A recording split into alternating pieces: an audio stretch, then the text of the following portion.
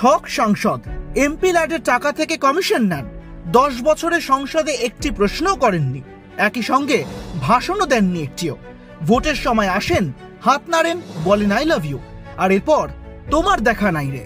আর এবার হিরণময় চট্টোপাধ্যায় ওরফে হিরণকে নিয়েই এমনই কটাক্ষের সুরে কথা বললেন রাজ্যের বিরোধী দলনেতা শুভেন্দু অধিকারী।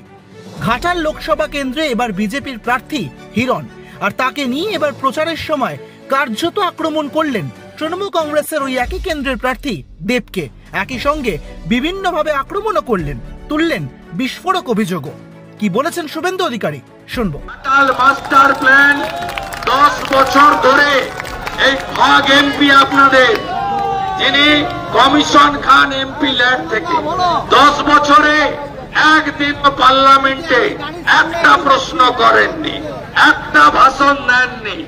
আপনারা তাকে পান না, ভোটের সময় আসে, হাত নাড়ে, আই লাভ ইউ বলে ভোটটা নেয়, তারপরে তোমার দেখা নাই রে, তোমার দেখা নাই, দেবের দেখা নাই রে, দেবের দেখা নাই। ব্যুরো রিপোর্ট, এক ঝলকে ডিজিটাল।